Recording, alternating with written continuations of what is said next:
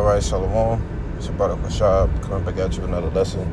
Before I get started, I want to give our praises, glory, and infinite honors to Yahweh, Bahashem Yahushai, Bahashem Rachakwadash, and double honors to the apostles and the elders of Great Millstone who taught me this truth and rule well.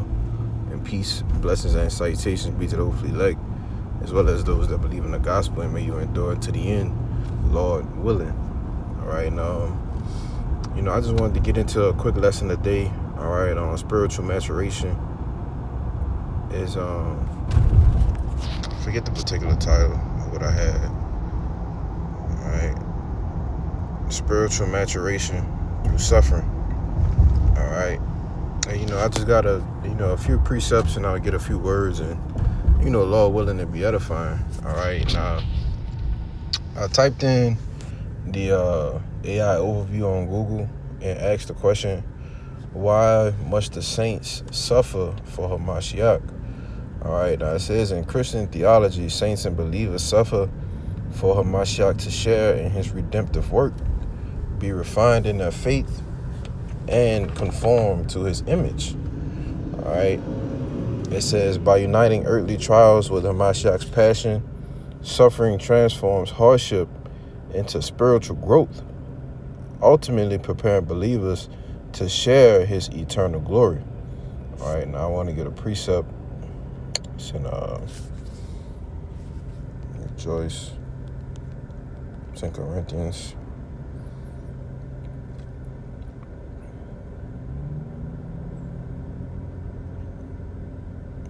Oh, that's the one in 1 Peter. So it's 1 Peter chapter 4, and I'll start at verse 12. It says, Beloved, think it not strange concerning the fiery trial, which is to try you, as though some strange thing happened unto you.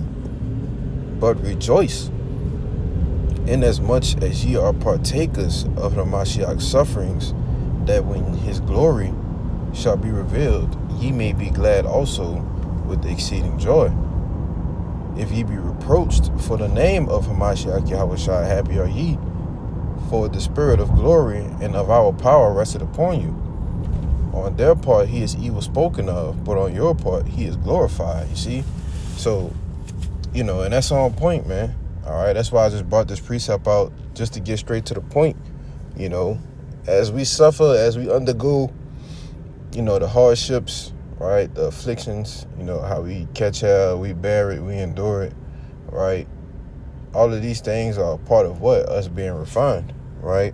That's why it says, think it not strange of the fiery trial, all right? The Lord, is putting that fire to us, man, all right? Refining us, melting that dross away, you see? So when you go back and read it,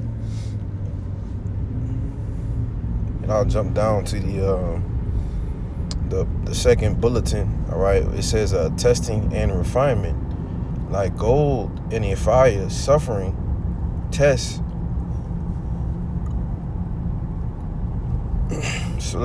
It says, like gold tried in a fire, suffering test, purifies and strengthens faith, teaching perseverance and building character. You see? And that's ultimately, that's how we mature, all right, through the spiritual, all right, through the spirit. By what? Suffering, okay? Let me get this word suffer, because Jacob just think, you just gotta suffer. You just gotta be going through hell and high waters all the time. No, brothers have their periods of, grace.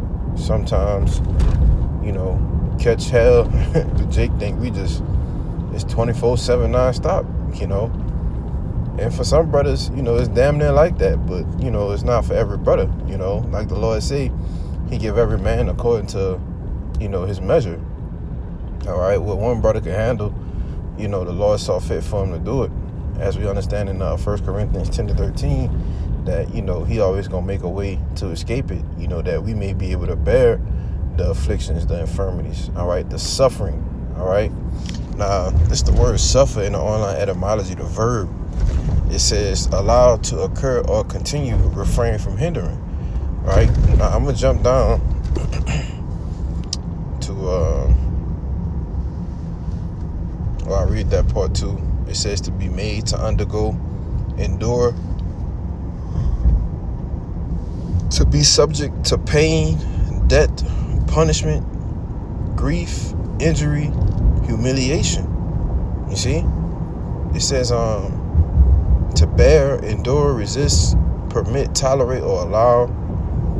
Right? It also says to undergo, to endure, carry, or put under. You see?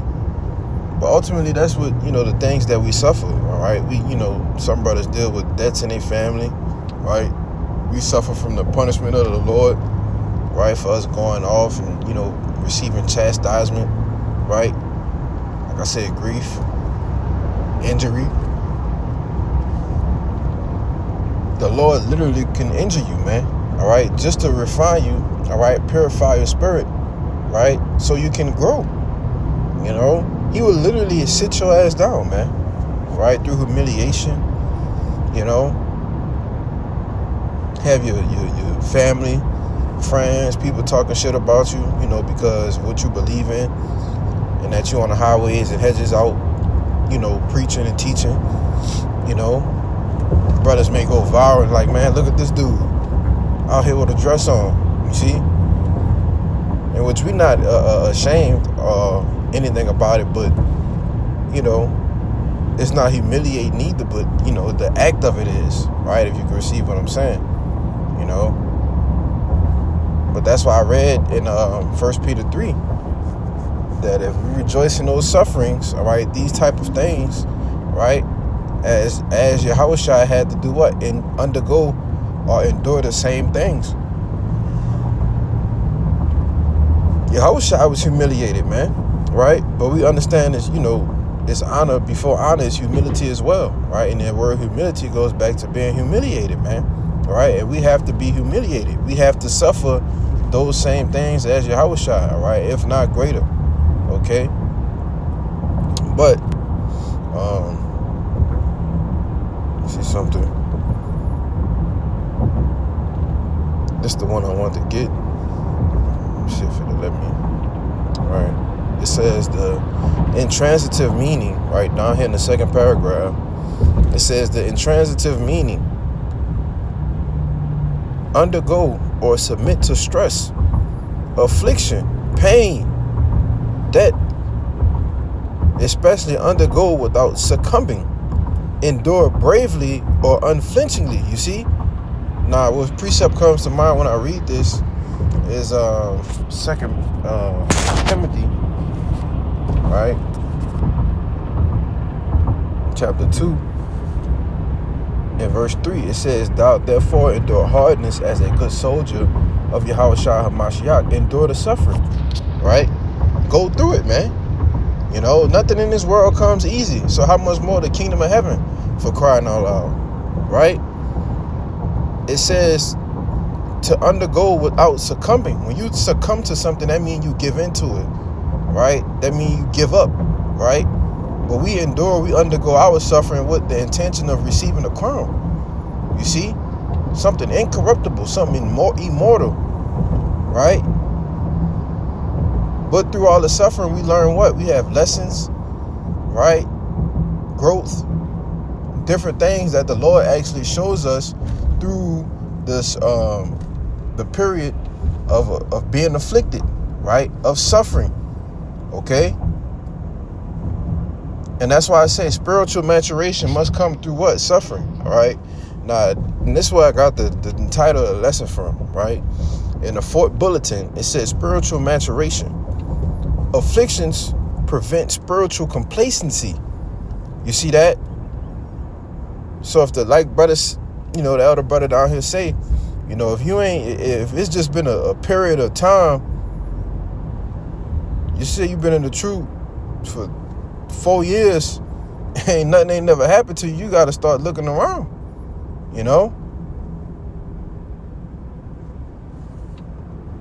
We look at, things from months, all right, what's next, whether it be financial, whether it be dealing with a job, a woman, family, friends in the world, right? Cars, houses, brothers be looking for things like, what's next? All right, I'm dealing with this situation. This something else comes along. It's all kind of hell brothers catching, man. But if you ain't going through nothing, well, how is the Lord going to chastise you, and so you can have an opportunity to grow, learn, all right, to utilize the wisdom from among high? How? If you ain't going through nothing, man, But it says afflictions prevent spiritual complacency, all right? And we understand when you complacent in the spirit, you're not growing, man, all right? Now it says reminding believers of their absolute dependence on the Most High's grace and molding them into the likeness of Yahushua, all right? As humble as Yahushua was, how he did, he took upon himself the form of a servant, all right? He humbled himself, and he endured his afflictions, man, all right? Fucking idiots in the ambulance. Salakia. But made me lose my train of thought. Driving all wild and shit. I'll just read it again. It says, reminding believers of their absolute dependence on the Most High's grace. All right, and then we understand, pursuing the Lamentations 3 and 21 or 22, it is of the Lord's mercies that we not consumed. All right, and that his compassions fail not. You see? And we totally dependent, all right, or we're in the hand of the Lord, Yahweh Bashim Yahushai, when it comes to making it out of these afflictions and these infirmities, right? But all of these things happen, all right, for what? Spiritual growth, man. All right, now, it tells you to desire the sincere milk that he may grow thereby, right? Which is why the apostles and the elders and bishops push that if you're not growing, you're not of the elect, and it all ties in hand in hand, all right? It all goes together with, being chastised, catching hell, going through the spirit, suffering. Okay, these are things that the elect men would be doing in the latter days, man. All right, all for what? The sake of Yahushua, all to, Lord willing, make it onto the chariots, man. All right, now that's pretty much it for that. I think I did read the testing and refinement part, right? Yep. So that's pretty much it for that. And that, now I just got a few precepts, all right, and now I get up out of here, man. So this is I'm gonna get it in Acts 9 first. All right, because Apostle Paul, he had the most letters, all right, or so-called books written in the New Testament, right? Or let's see how the Lord called them, all right, and told them, what he got to do,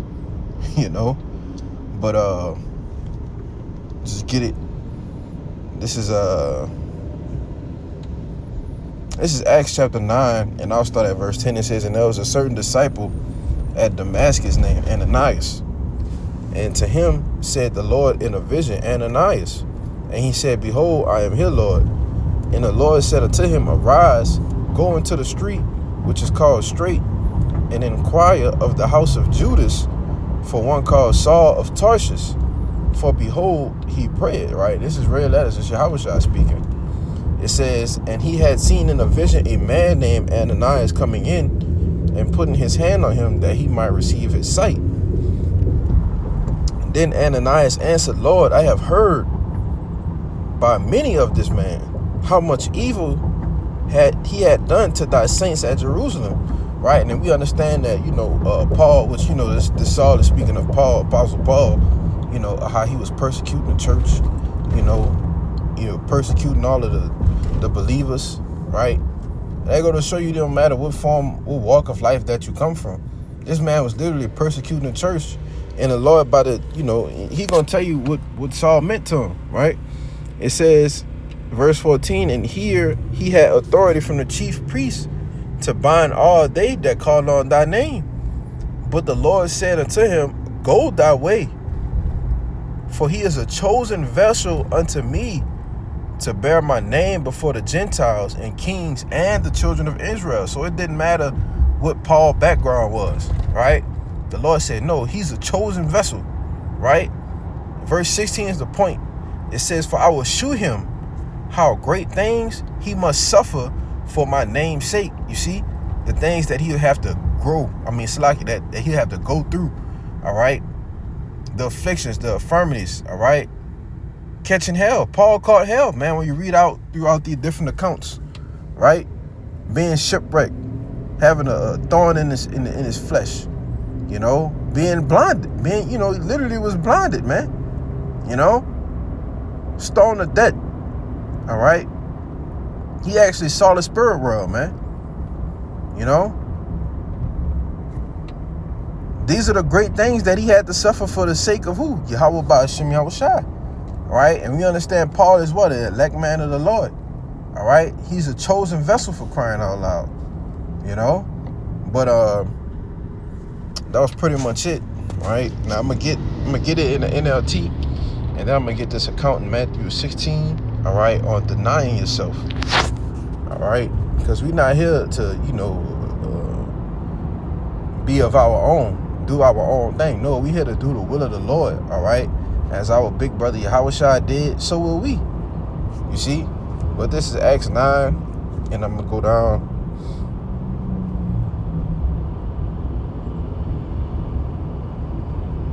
It pretty much says the same thing. I thought I saw something in this earlier when I was looking at it. It must be in the Matthew, all right?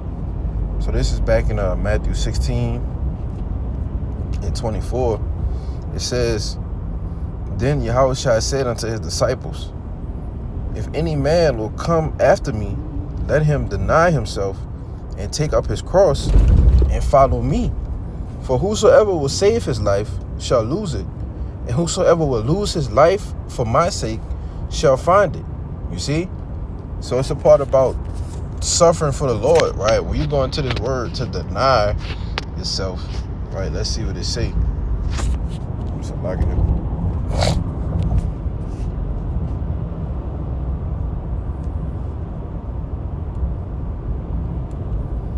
Alright, let him deny. It's G533. Right, a power Nahome. Let him say it, whatever. Strong's G533. Aparneomai. It says to deny, to affirm that one has no acquaintance or connection with someone, right? So we don't have no acquaintance or connection with who we were in the world, right? Who we aspired, the ambitions that we had in the world, right? And you look at the definition of be, it says what? To forget oneself, right? As it said in the Philippians, the 3rd chapter, I counted all things, as dung, that I may gain Yahushua, roughly paraphrasing, right? It says to lose sight of oneself or one's own interests, you see? And we've lost sight of our own interests in order for the sake of obtaining salvation, of obtaining the crown, man. It says to disown or to abstain when you look in the Strong's definitions, right? And through that whole process, we begin to what? To suffer, right? To be purified, to be refined, okay? And over a point in time, over months and years, it gets to a point to where, you become spiritually mature, right? As a newborn babe, desire the sincere milk that ye may grow thereby, right? A babe don't just stay a babe forever, right? In that same chapter in Hebrews, it tells you that, meat belong to them that are full age, having their senses exercised to discern both good and evil, man. So it gives you both sides of the coin on how you're supposed to grow, all right? As a babe, desire the sincere milk, and then it's going to get to a point to where you can digest the meats, right? The other things that come with this truth, man. All right? But that's pretty much it. I had one more precept. I'm going to read it in NLT as well.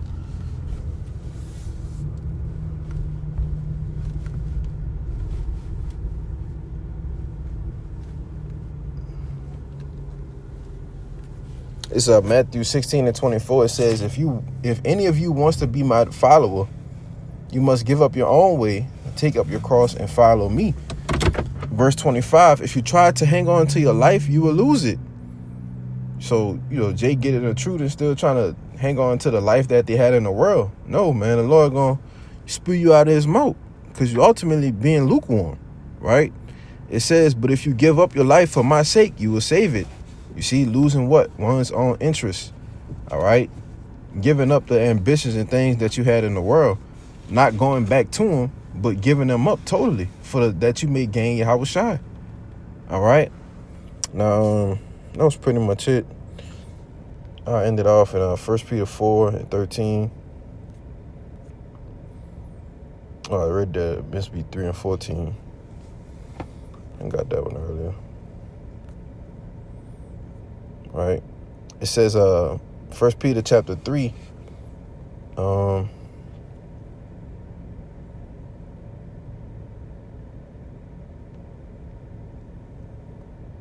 I'll start at 13. It says, and who is he that will harm you if ye be followers of that which is good? And if ye suffer for righteousness' sake, happy are ye, and be not afraid of their terror, neither be troubled. But sanctify the Lord Yahweh in your hearts, and be ready always to give an answer to every man that ask you a reason of the hope that is in you with meekness and fear. All right.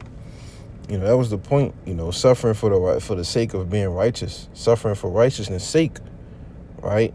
Rather than suffering as a nigga, all right? As like the elder brother say, But that's pretty much the point of this lesson, man. So, just understand that spiritual maturation or spiritual growth, it comes through suffering, all right? So with that, I'm going to give all praises, glory, infinite honors unto Yahweh, Ba'ashem Yahushua, Ba'ashem Chakodash, and Shalom, Wa Barakium, La Bacharium, Shalom.